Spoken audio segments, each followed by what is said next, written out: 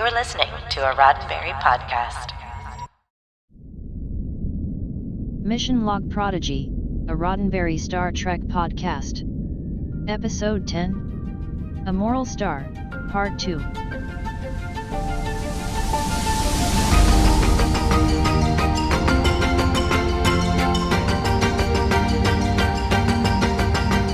Welcome into another episode of Mission Log Prodigy, a Roddenberry Star Trek podcast. I'm Ashley Victoria Robinson.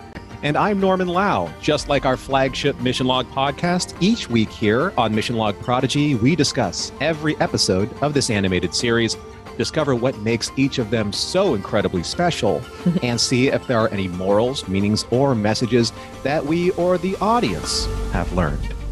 This week, episode 10 of Moral Star Part 2. Two numbers, so confusing. But please remember that Mission Log Prodigy is an in-depth review podcast. So if you have not seen A Moral Star Part 2, you may want to put us on pause. We'll wait.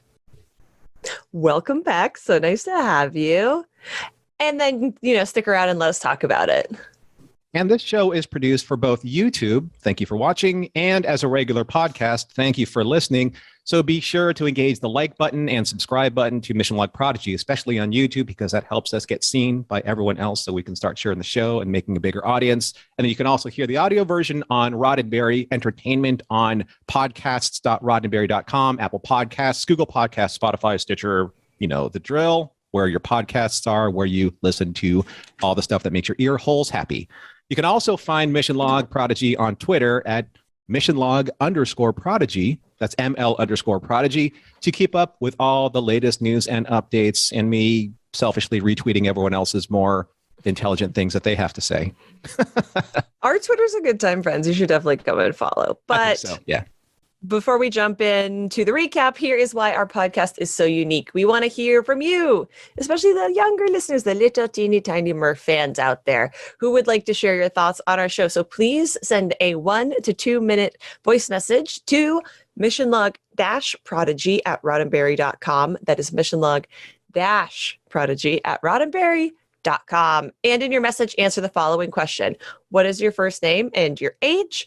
Did you like the episode? What was your favorite part? And what did you learn? And we are so excited to hear your comments, which will be featured at the end of the show. And just to start things off, we're going to show you how to do it, and we're going to answer these exact same questions. So Norm, did you like the episode? All right. So this is one of those kind of episodes where I'm trying to figure out, do I like the episode because it answers all the questions and asks some new questions? Or is it because it's a great episode by itself? I think yes to both. I think it wraps up this 10-arc story really well. I loved it, but differently than episode 9. Much differently. Yeah. That's interesting. I think I do like it. It is a mid-season finale, which means that it has different things it has to accomplish than a typical episode. And it's interested in doing things beyond just simply telling a story. It has to wrap up loose threads. It has to set up conflict for the next 10 episodes. And I think by those merits, I think it succeeds. Yeah. It does what it's supposed to do, but it doesn't necessarily make me feel the feels like episode 9 did. That's for sure. Yeah, I think you kind of maybe have to look at them as a movie, right? Of a piece. Okay, but what was your favorite part? Admiral Catherine Janeway. Oh my God. Spoilers. Yeah. Spoilers early. But they were supposed to wait and watch it and pause and come back. I know. I'm just teasing. I know, but yeah, Catherine Janeway. I was not expecting that. I wasn't expecting to see the ship she was on. I loved seeing it was amazing. And seeing the new uniforms-ish. Much controversy about if they tie into Lower Decks or not. I don't think that's controversial. I think that's a good question. Continuity in this series, so we'll see. But yeah, her performance was very on point. Catherine Mulgrew's performance was back in Janeway's voice. Not hologram Janeway or goth Janeway or, but Janeway, right? How about you? The justice for the Caddy and Orphan, which we've been holding out for what feels like 100 years. I mean, since last year, since a million years ago. A million years ago. Million. That moment really, that was the first moment where I teared up. So it was definitely my favorite part of the whole episode. And last question, big question. What did you learn? So revenge is a dish that is best served cold. That's an old Klingon proverb. But when you really look at it, revenge really hurts everybody. You know, even if your intentions were good, the fallout of revenge is never, ever, ever good. And we saw that with Zero and what happened to Gwyn. So I hope that's a lesson learned by everybody. That's what I came away with, because in my life experience, I've learned that as well. For me, it was Gwyn's statement where she said one tragedy can't be traded for another. There's another truism that hurt people. And this episode also illustrates that. The diviner explaining the fate of Solace doesn't make him necessarily empathetic, but it allows me to understand him for the first time in this series, which is a pretty big development from where we found ourselves in the pilot episode, where he's just kind of the mustache twirling bad guy. Did it make you feel, I don't know if you've watched Cobra Kai. Have you watched Cobra Kai? I have not. Okay. But there's a character there from the 80s who all we saw him as is the mustache twirling villain. And then all of a sudden, through great storytelling and great writing and great earned moments, he becomes sympathetic. Not necessarily likable, but sympathetic. Yeah, I think it's closer to that. Like, I'm not on his side, but for the first time, I feel like I could understand why he's motivated to do what he does. I understand, and I completely agree. And we're going to get a little bit more into that later on in our observations. But for now, buckle up, everyone, because Ashley is going to give you the recap of recaps, the mid-season finale, episode 10. Here we go. Okay, Star Trek Prodigy, episode 10, A Moral Star Part 2, is written by literally everyone. Kevin and Dan Hageman, Julian Shada Benson, Lisa Schultz, Nikhil S. Jeremy. You'll get it one of these days. I'm so sorry. I'm so I'm so sorry, Nikhil. I'm so sorry that you're going to come and listen to this and be like, she sucks every time. I'm sorry. Deandra Pendleton Thompson, Chad Quad, and Aaron Watke. Woo! Really nailing all these names. And it is directed by the ever amazing Ben Hibben. So, episode start. Dark Janeway and the Diviner demand that Gwyn gives them the protocore. They're in the same place we left them in the end of the last episode, but she is ready to use the heirloom. Hey, we learned what it's called, against her father, because it was a gift from the diviner, though. He can control it too. Gwyn's not going to be a hero as quickly as she wants after all. Janeway takes her to the brig while the diviner heads back to Tars Lamora to catch the star. Back on the asteroid, Dal and crew float around, corralling the miners and explaining how the universal translator works. Miners are able to communicate for the first time in years, maybe decades, and there's romance afoot. Jenka, Murph, and Rock Talk make it to the engine room. The Watchers are back on. This is bad news. The energy core is empty, and they have to work to fix it. This is badder news. But because she's the best, Rock knows exactly what to do. This is good news. Zero Shaders saves the Cadian orphan, and I cried piteously. Meow, meow, meow. Jacob gets in a cool fight sequence where he proves that he may be the best position for head of security, while Murph and Rock get the gravity and shields turned back on. Victory is short-lived, sadly, though, because the diviner makes it back in record time and beams Dreadnought down to take back the protocore. More fights! The Cadian orphan shows up with more miners to help save the day, and Kitty's got claws. A really, really nice moment in this episode. But sadly... yeah, real Wolverine moment. Sadly, the diviner beams out the protocore, and the protostar is poised to warp away in a mere 10 minutes. A classic Star Trek ticking clock. But working together, the crew and the miners are able to use the Rev 12 to leave the asteroid behind and head out into space together with a full complement of characters that we think of and imagine when we think of a classic Star Trek ship. Back on the protostar, Gwyn is disabling the shields under the watchful eye of Dark Janeway, despite the diviner's orders to take Gwyn to the brig. And we reveal that she's never been dark at all. What? No, Goth, how dare you?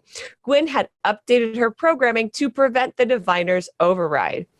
Hologram Janeway and the diviner fight, and she kicks his butt. It's very cool. The diviner begs his daughter to help him save their people with the confusing, which is confusing, just like I'm confused, because she thought that her race had been all destroyed. But here we learn that their home planet was destroyed in the future, and Solace sent the diviner back in time, just like I predicted, to save their home world from ever being destroyed in the first place. Another classic Star Trek trope. This is predictably a lot to take in, and Gwyn demands that her father tell her the truth for once in her life. With the help of the holodeck, we get to see Solace rendered in 3D for the first time. Gwyn's home planet is beautiful. It's stunning. Her people are flourishing. Cut 50 years after first contact, and the planet is ravaged, a husk of its former glory. The Diviner blames Starfleet for the Civil War, which destroyed their people from the inside. His goal has always been to wipe out Starfleet from all of existence.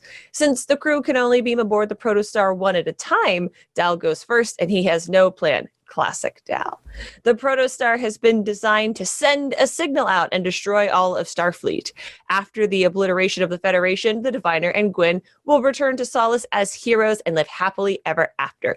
But Gwyn understands that one tragedy cannot be traded for another, no matter what her father thinks. Dal shows up, and it becomes the Diviner versus the Progeny very, very quickly. Teamwork makes the dream work, and when it seems like all is lost, Zero appears to confront the Diviner for the torture that they were put through.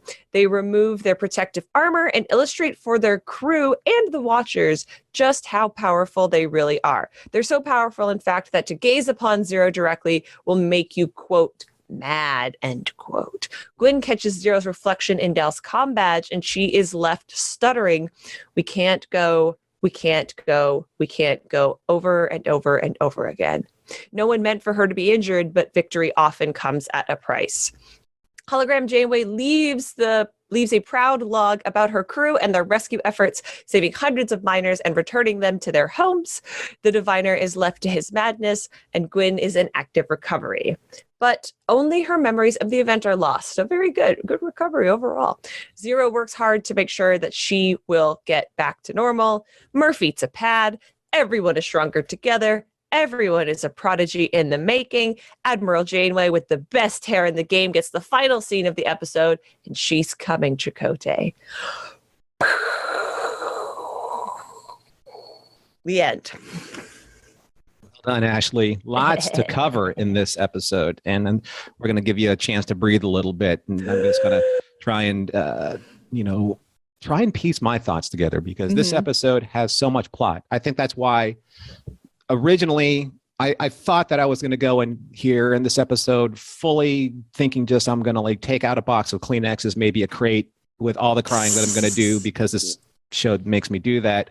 But I didn't in this episode, and I think I know why. And I think I talked about this before just a little bit earlier. Tell me. So much plot, so much that you have to juggle, so many details. So let's jump right into the observations. We're going to talk about some of the, I guess, the bigger bulleted point details. What did you see that just made you feel like, okay, this is the episode where it's tying things together, but it's also going to start answering some questions and asking new questions, or making us ask new questions? First and foremost is the idea that it's okay to change. Rock and Jankum, when they're first in the engine room trying to turn everything back on, they discover that they might be best suited for the job that the other person was initially slotted for. Jankum probably is going to be the muscle, our Worf head of security type. Rock obviously poised to be head engineer, and that's okay. It is okay to change your mind. And in fact, it's something that you should do with grace. And I was really impressed with the fact that we had them handle this with just such ease. Like, there's a little bit of conflict leading up to it, but once the decision is made, they're like, oh, this is cool. Yeah, we're happy. We're good where we're at. And maybe that's where, like, say, well, Rock obviously has learned a lot. She learned a lot in Time Amok when she was gone. But I like that Jankum was like, hey, you know what? You just said a bunch of stuff I don't even understand. So yeah, sure. Why don't you take care of it? Because if you don't, we're going to get destroyed. Hold the door. Yeah, and I'll hold the door. And he was really good at combat. I mean, he was using his little hand machine thing to destroy stuff. Cool. It was so cool to finally like pay that off. It's not just a cool aesthetic choice, or it's not just like a cool choice for action figures. But it will be too. Yeah. How about you? Don't put Baby Rock in a corner ever. Right? I mean, what can she do? And I love that Rock stood up for herself. She's like, hey, look, I'm just better than just holding doors and being muscle. Right? I mean, she's been saying this entire time, and she's proved it time and time again. And I really, really love that. It's very earned for her, and it's very obviously it's very important that she can flex her abilities so that they can work like a team. And I think that's great. But it also allowed Jankum to flourish too, because he's like, hey, you know what? I can throw down too, just in my own particular percussive engineering kind of way. You said something earlier in your recap about the tradition of time travel, the trope of time travel in Star Trek. Yeah. So, What are the rules of time travel? Because they're pretty loose in Star Trek. They're not as hard and fast as they are in some other franchises. We're definitely more wibbly wobbly, timey wimey, as you and I have evoked here on the show before. But could the Diviner's plan have actually worked is what my question is. Because the plan is that destroy Starfleet, live on Solace for the rest of our lives, be big damn heroes. And I don't know if this would have been a Marty McFly type future where if Gwyn and the Diviner and Dreadnought have succeeded, if they never should have existed at all, or if this is more of a fixed point in time thing where because the destruction of Solace was so important, it was never going to be avoided. So I just have some questions about the nature of time travel. And I think once you kick open the door of time travel in Star Trek, it's hard to walk back from a temporal Cold War. So I'm expecting to see this explored a little further. But by the end of this episode, I was kind of left wondering, like, would this actually have worked? If Daniels shows up, Daniels is a character from Star Trek Enterprise. If Daniels shows up, this show will win me forever. You'll gain my forever ending allegiance and loyalty. So yes, time travel in Star Trek is obviously a tradition. In First Contact, we saw that when the Borg went back in time up to a point, the Borg were able to rewrite Starfleet history because they destroyed the Federation. The Borg took over. Then Picard went further back in time right before the Borg hit. And then they were able to get Zefram Cochrane in the air and yada, yada, yada. We all know the story. Is that what's happening here? Like you said, are they going to go far back enough? But then they're going to be going up against their own Federation. So, or at least that crew will be if they go back in time to stop the Federation. So that's kind of a paradox. Like, how does the Federation technology stop Federation technology when it never existed? Do they change the power struggle? So that'll be interesting to see. Again, question answered, but question raised. Darn these writers because they're so good that way. I'm completely intrigued and give you +1 on this podcast for a Prince reference. Thank you. Yes, I wrote Purple Rain because purple has been the accent color of the entire series. If you don't know what an accent color is, it means some shows have a very strong color palette, and Prodigy's very purple. Dal being the most obvious example of that. And Solace is also very purple. It's very blue. It borrows from the shades that we often see over Gwyn and the Diviner's white. So that stood out to me that they actually look like the planet that they come from. Yeah. But I also know that you have something about Gwyn in specific. Tell me your thoughts about the heirloom. Called it. Rarely do I ever pat myself on the back more than twice or 3 times a day. Rarely. But with the heirloom, we saw that in a way in the Diviner's Cane in the flashback of 17 years ago. And there's no gift that the Diviner gives that doesn't come with consequence or with an ulterior motive. This is the Diviner we're talking about. And it just kind of begs the question. I'm going to throw this out there. It's not really in my observations, but what is he actually showing Gwyn that we can believe is real? It's just a holo program. Everything that he does, everything that he's designed, everything that he chooses to show her has led her up to this moment. It's all manipulation as far as I'm concerned. So he shows her a holodeck program. Okay. That doesn't mean that Solace looks like that. It just means that he's made Solace look like that, right? We've never seen Solace before ourselves. So what can we really believe? So that's the thing. With every single gift that the Diviner has given Gwyn, whether it's a memory, whether it's an actual heirloom, I don't trust any of it. I don't think any of you should too. That's just me, though. Very cool. We could see the actual Solace in a future episode. We could. Or else maybe Solace doesn't even exist. Maybe it's just, again, just narrative the Diviner is feeding Gwyn for his bidding. We don't know. Ooh, that's neat. Yeah. Something that you mentioned earlier that I loved was the lower decksification of the uniforms. They're not exactly lower decks. They don't have as prominent the white stripe and outline as the lower decks episode. Right. But I don't think that they are I don't think that the callback or the reference is accidental. I really liked seeing that uniform style, if not that exact design, in the Prodigy animation style. I love the blending of the two worlds. I would love to see a character crossover. So just purely in my fan brain, I was like, oh my God, they're the lower decks uniforms. Ah. That's actually sparked some really interesting conversation, a little bit of controversy on our Twitter feed. Some people have said, and with great illustrations and examples from previous episode, that this is just the way that an admiral's uniform looks with the gold piping. But there are other officers on that bridge of the Dauntless that also have different colored piping. So there's that to contend with. Also, on the Trill officer, if you pull back far enough, those are the lower decks boots.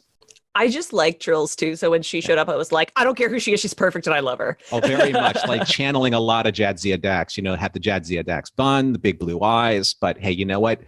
We're all for it. It's the energy that we're drawing off of, which is amazing. We had her and an Andorian, and I was like, I hope we see more of these Dauntless crew members going forward. But if people also want to weigh in on the uniform debate, at @ML_Prodigy, come tweet. Absolutely. And the interesting thing about that scene, someone actually created a GIF from it.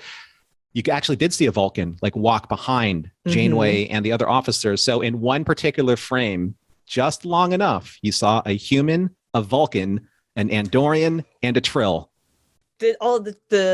The triumvirate of the major races of the Federation on that bridge, which was phenomenal. It's subtle and phenomenal. That's pretty much kind of like not an accident. No, not there. I don't think there are any accidents on this show. Let's talk about Huggable Janeway. Okay? Let's. Yeah, because there are a few scenes, especially when she said that Gwen has given her hologram Janeway some upgrades to now be solid form when she chooses to be. I'm wondering why we didn't get that huggable rock moment, though, at the end. There literally might not have been time. Yeah. That would have been a great payoff. But now, what can't Janeway do? So Janeway has been broken down and reprogrammed from Trainer to Rock's version to Gwen's version to Goth version.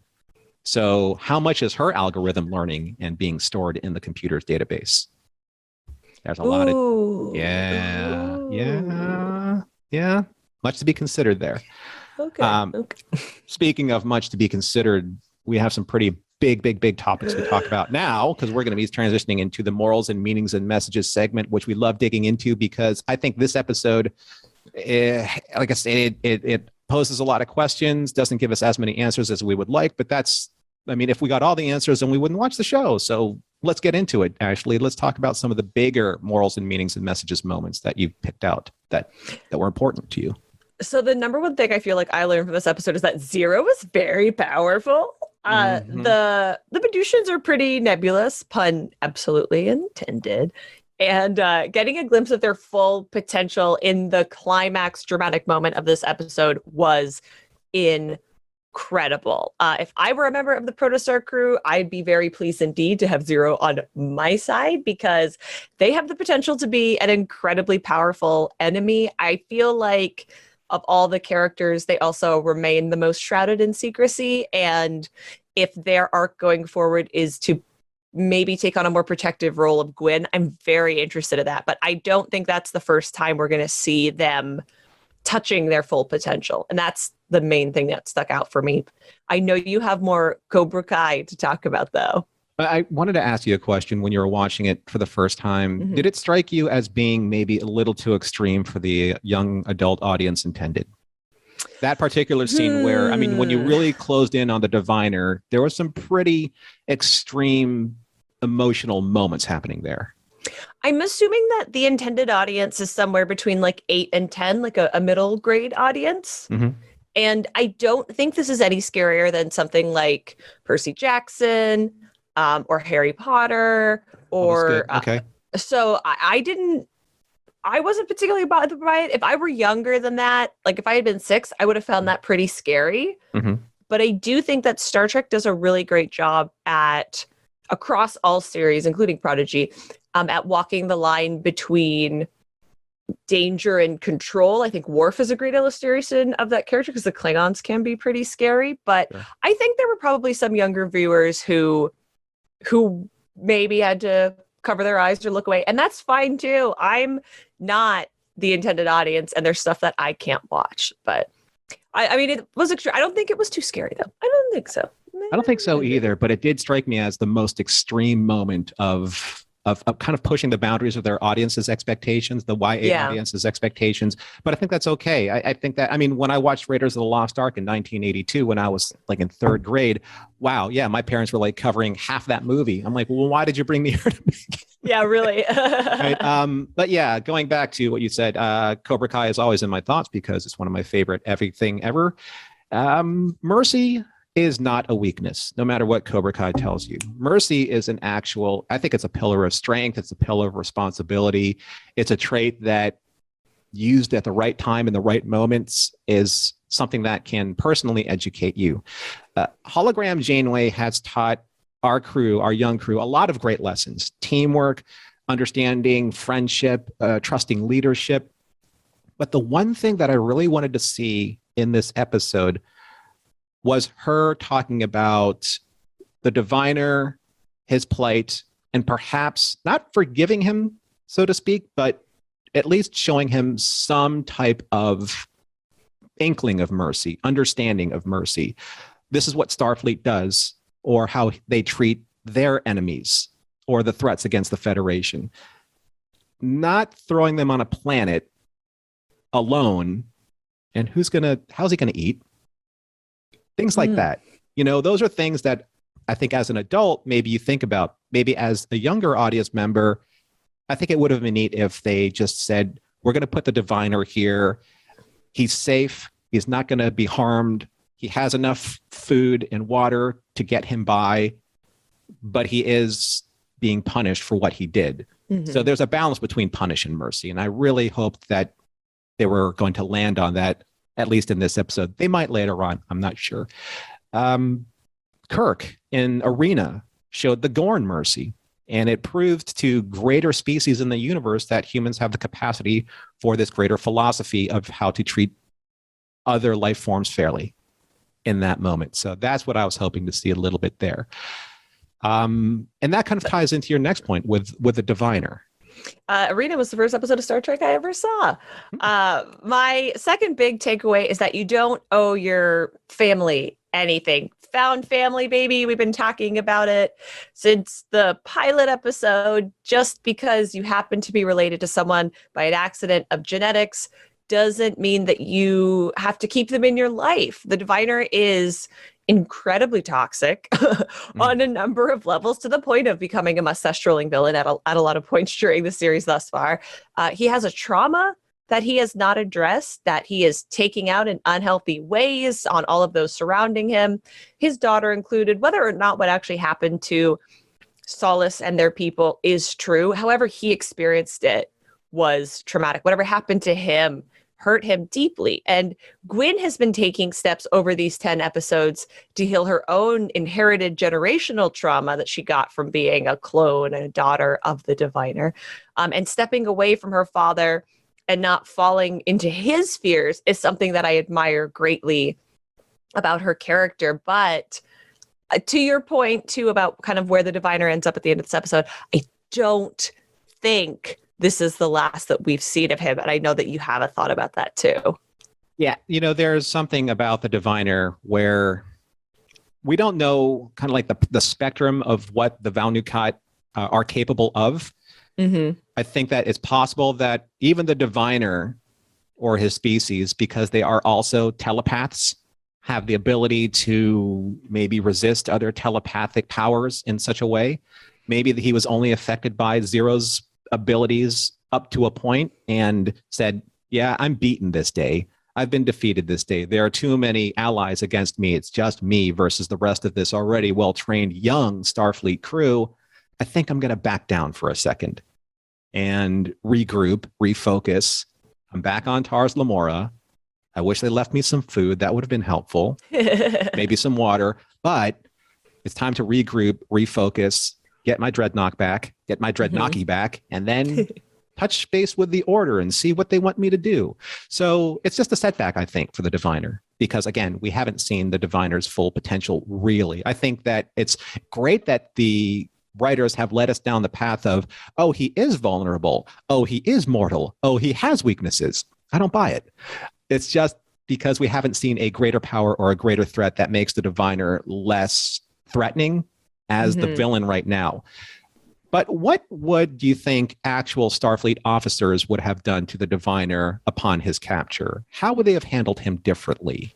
Would Janeway have, say, consulted with Chakotay or any of the other officers and say, should we bring him back to Starfleet? Maybe that was the diviner's plan all along. Take me back to Starfleet, Justice, so my Trojan horse of a ship, dismantles Starfleet from the inside.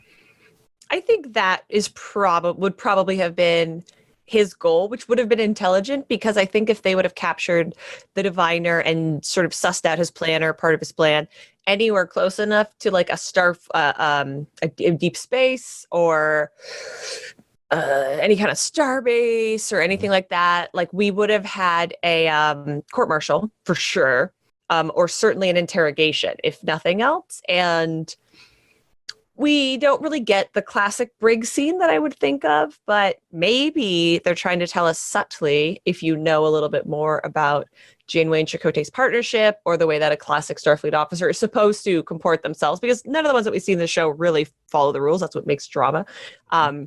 Maybe they're trying to tell us that this non-traditional way of operating that the Protostar crew is taken on, maybe that's what's the right answer to solve this problem. Maybe that's why they're Prodigy. Oh, what? Let's go down that rabbit hole.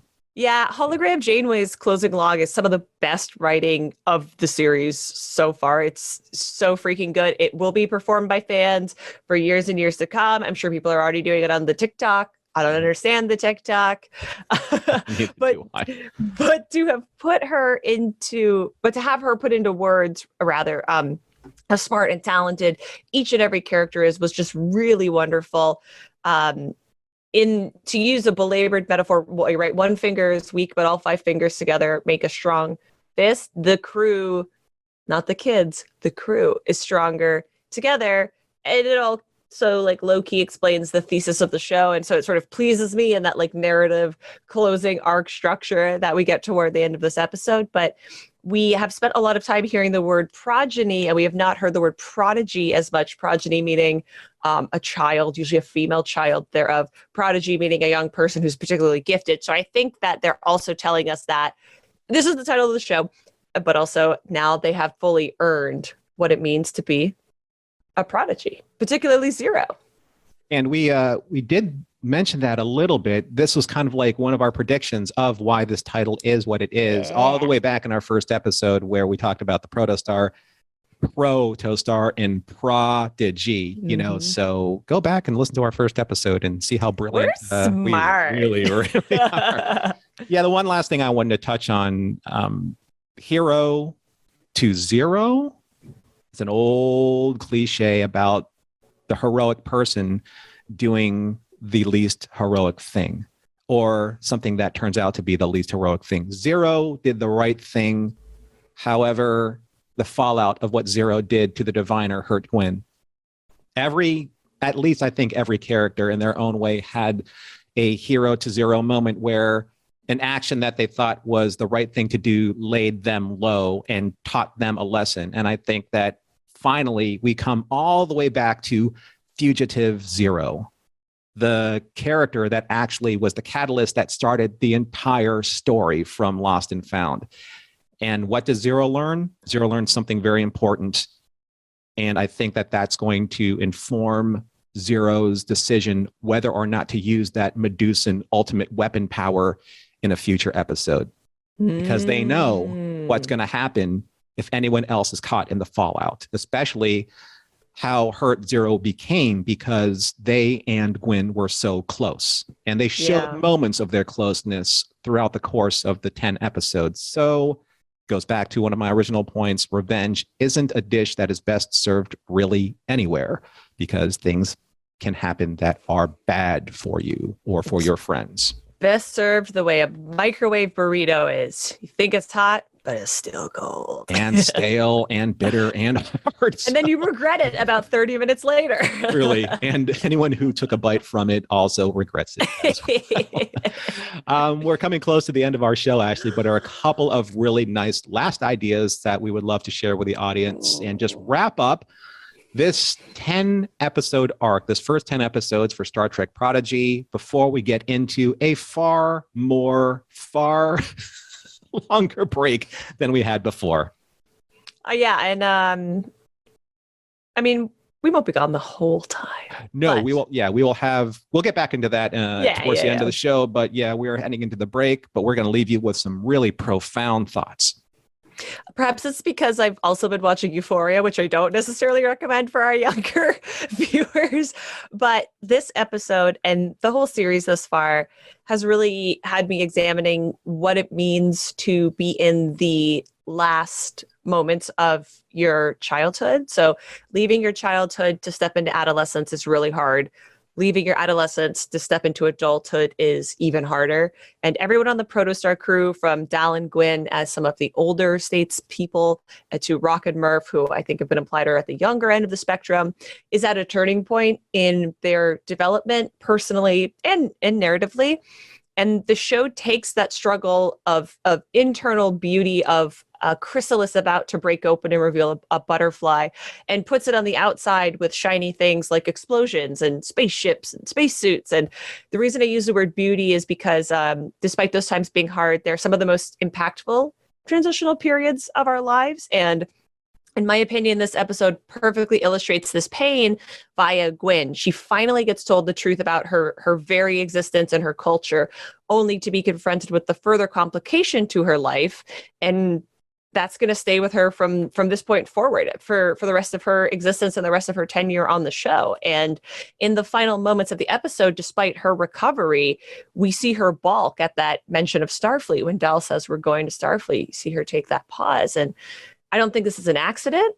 And I think we're going to be along for the ride of her internal battle in the back half of the episode. And I think for a show that can easily be dismissed as being for kids, I think it's amazing that Prodigy can put all of this underneath a space adventure. I just think it's so well done. I just can't. Tell me your thoughts before I get too emotional. Well, I love that in the Twitterverse, and not just in our feed, but in a lot of the other feeds that support Star Trek Prodigy, they're trying to encourage people to drop the quote unquote kid show description of this series, because yes, sure, it was marketed. I think that the Nickelodeon logo, obviously it informs people that it's of a certain audience range, but this entire series for me has done me a favor, a huge favor, and it really informed me and educated me of what that rating system really means and how it pushes it. And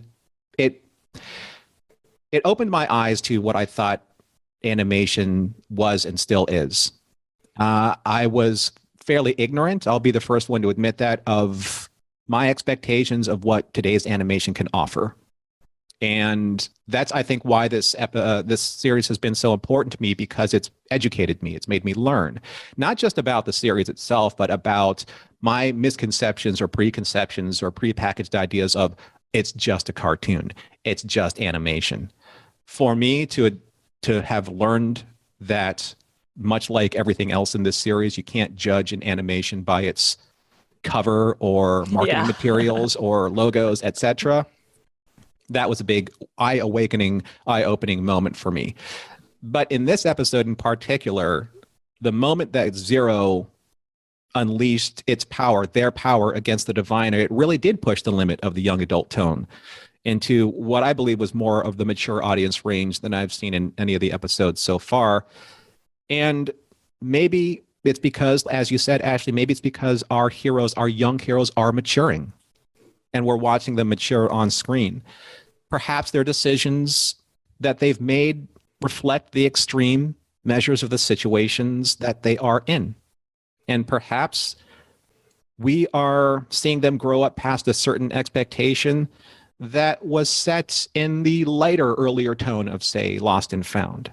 You know, lighter tones in the series have probably been what do they say, subverted by expectation of all of the events that they've had to overcome and the learning experiences that they've had to endure. Like the hobbits, for example. I know how much you love the Lord of the Rings. Yes, like the hobbits, you made me so happy. From the Shire to the scouring of the Shire and everything in between, our crew will continue to change and will continue to grow over time. And we will be there to chart the course of those changes and perhaps, maybe sadly, watch them lose the twinkle in their eye and that childlike wonder and innocence, as we all do when the world becomes harder and challenges us at every turn. And when we're watched to either watch ourselves grow up or watch those around us grow up, as you said, from childhood to adolescence. And sometimes some more immediately than others. We saw this happen to Rock Talk in Time Amok. Mm-hmm. We saw that happen to a lot of the other characters in their own moment, in their own time, especially Zero in this episode. So conflict, life experience, time, distance, history, the way that you look at it from a learning point of view and the way that the writers are engaging that with us and tapping into that in the very back of our emotional expectations. That's what puts this series, for me, above more than just a kid's cartoon. But we'll see what happens after the break. We'll see where our expectations are met, and we'll see if more questions are answered with more questions. So one last really quick question, Ashley. Okay. Because we are towards the end of our episode. Mm-hmm. What do you want to see specifically in the next 10 episodes? Ooh, well, I think I would be letting down our Mission Log listeners if I didn't say that I want to see some smooches. There's been a sad lack of smooches in the series thus far. Which I think is a crime amongst the animated Star Trek right now. More kissing, please. Honestly, I would like to see some of the characters get rewarded. We know that a lot of the characters like Rock don't particularly remember their time before they were on Tars Lamora. We know that Jenkum holds a little bit of his cultural identity, but not all of it. And I would like to see, since we have the power of the protostar, to maybe explore what their worlds and their civilizations looked like. If we spent, because everybody got a developmental episode this season, I think that might be cool if we either went to home planets or we came across another Medusian and then Zero got a chance to learn something. And then, because I'm shocked we didn't get it to this point, yeah. Where's Chakotay? Exactly. Where's Chakotay? Yeah. Yeah.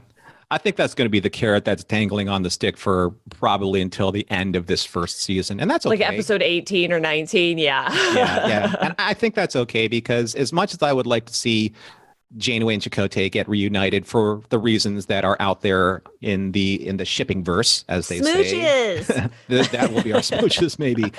I still want them to focus on the characters that they've created for us and the emotional connection that they've earned, throughout the course of this. We are emotionally connected to Janeway, of course, and to Chakotay, of course, especially fans of Voyager. But this is a different model, I think. I think that our crew and watching them grow, I just want to see more of those moments, and especially more leadership and more lessons of how they support this found family. I think that that's going to be really, really, really important, especially for the younger viewers. All right, so well that's said. it. That's it. Okay. Oh no, we've reached the end of our show. Mm-hmm. So thank you everyone for joining us here on Mission Log Prodigy. Like I said, we're not going anywhere. It's just going to be a little different. If you enjoyed our show and you would like to see what it looks like when it's a little bit different, please make sure that you smash that like and share and subscribe button. All those buttons are really important. Our Mission Log Prodigy playlist on the Roddenberry Entertainment YouTube channel. Hello if you're in 3D. Or find us on your podcatcher of choice. Smash subscribe there to smash like, write us a review. Mission Log Prodigy is produced by Roddenberry Entertainment, production and technical direction by the always beautiful and talented Earl Green. Our website and your opportunity to comment and connect with us is missionlogpodcast.com. And if you would like to support Mission Log directly, then you could smash that support button. You can do so at patreon.com/missionlog. Thank you, everyone, for taking the time to be with us again. And even though we will be on a much longer break, between now and sometime later, quote unquote, later this year in 2022. And be assured that Ashley and I are working on plans to bring you some fantastic content between now and then. Special stuff. Just wait and see. That's why you have to like, share, and subscribe so you know when that special content is going to happen for you. But Prodigy will be back before we know it. And until then, we would like to, as we always do, leave you here at the end of the show with these very special incoming transmissions. Receiving listener communications. Message playback begins. Okay, what's your name and age? Rook, and I'm 6. Okay, Rook. Did you like tonight's episode? Yes. What was your favorite part of the episode? When he was in the place that he was sent to at the end. You liked him drawing that picture of Zero on the ground? Yeah. Okay. And what lesson did you learn from the episode? Is to talk to people. Instead of trying to destroy the Federation, he should have talked to them and see if he could work something out? Yes. I think Wynn was right about that. Talking's better, right? Yeah. What's your name? Sarah. How old are you? 6. Okay, did you like that episode? Yep. What was your favorite part? When he said, sorry to interrupt this beautiful moment. Okay, and what do you think this episode is trying to teach us? To work as a team. Okay, and bonus question, who's your favorite character? Gwen or Murph. Oh yeah? Because Murph eats everything. What's your name? Dietrich. How old are you? 3. Did you like the episode? Yeah. What was your favorite part? Them taking over the diviners. Oh, that was pretty cool. What did you learn from the episode? Diviner baddest person. The diviner's the baddest person. Why is he so bad? Because he treated them bad. Because he treated them badly.